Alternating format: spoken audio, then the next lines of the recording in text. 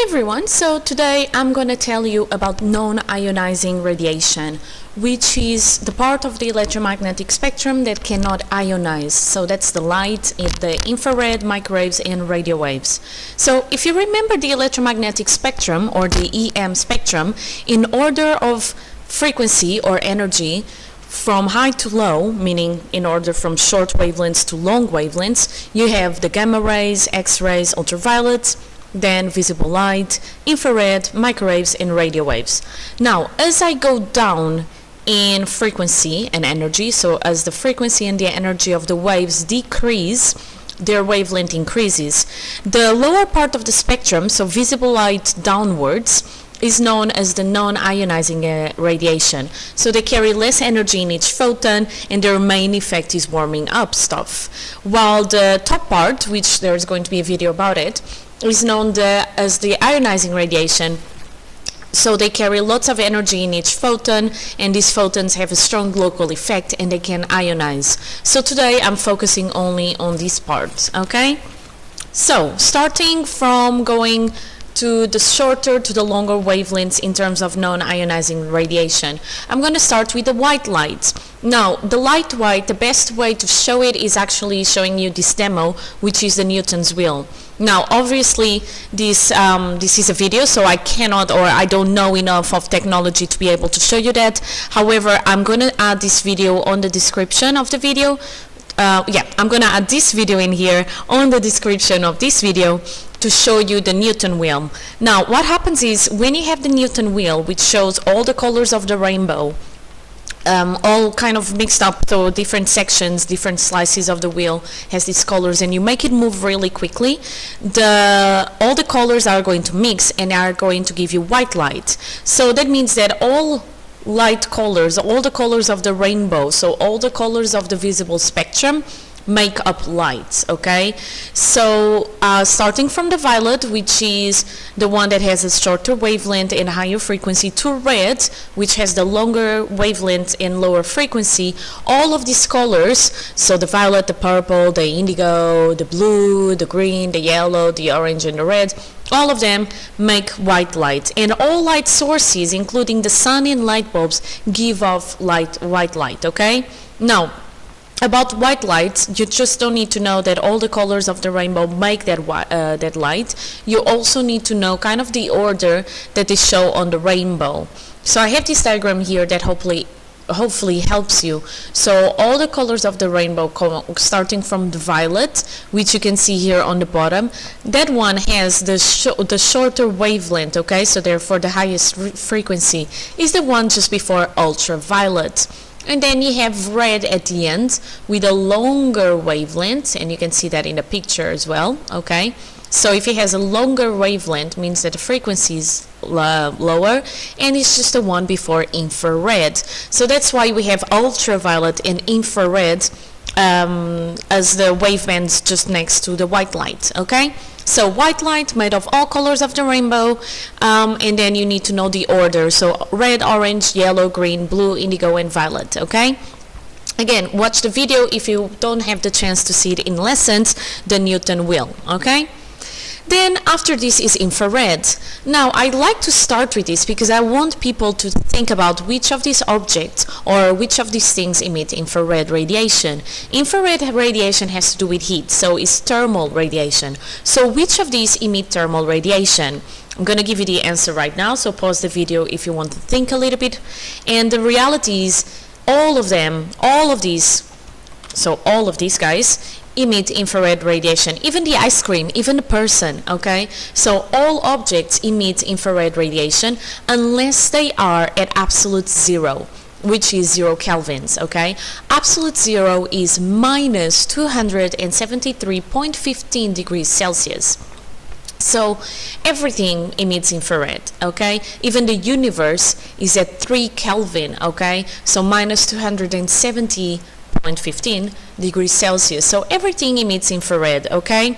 And I have here a picture of an infrared image where you can see that is a dog eating from the bowl, and you can see as well from the different colors which parts are emitting more or less infrared, meaning which parts on the whole picture are cooler or warmer. So the nose, the ears are warmer, and the actual bowl, I think you say bowl, I don't know if my accent is, messing this up, and the food are the ones that are cooler, okay? Or the water, it could be water. Night vision cameras, they work by detecting infrared radiation, and they use it to produce a visible image. Grills, toasters, radiant heaters, and TV remote controls all use infrared radiation, okay? So infrared is really everywhere.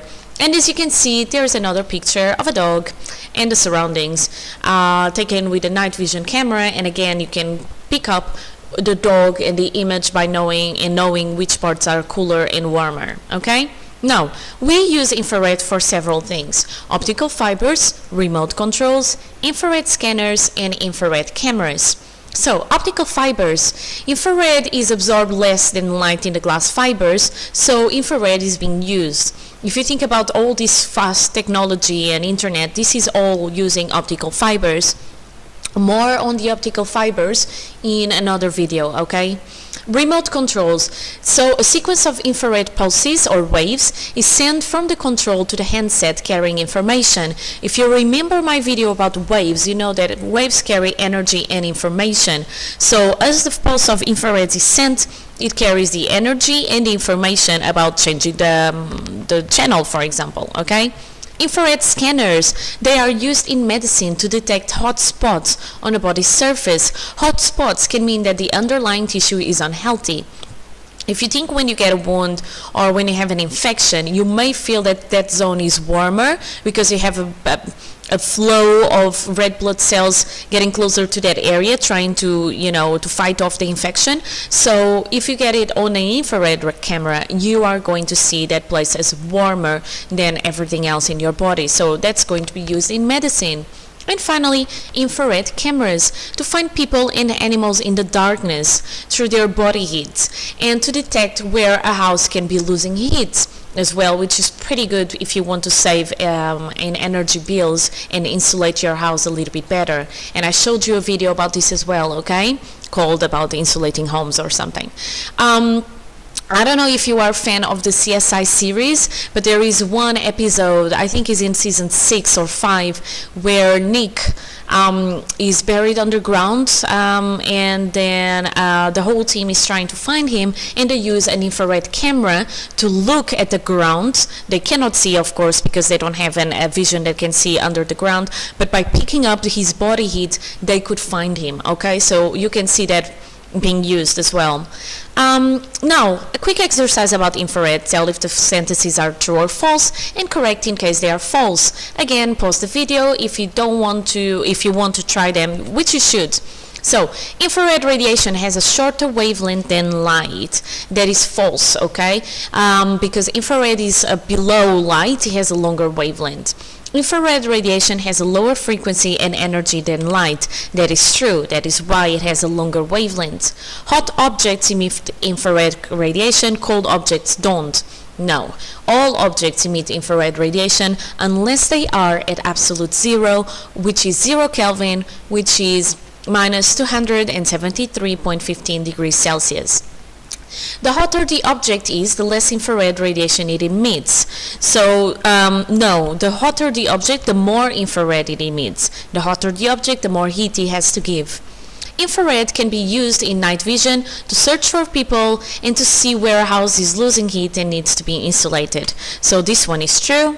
Infrared is absorbed by the skin. Yes, we feel it as heat. Infrared cools down skin cells.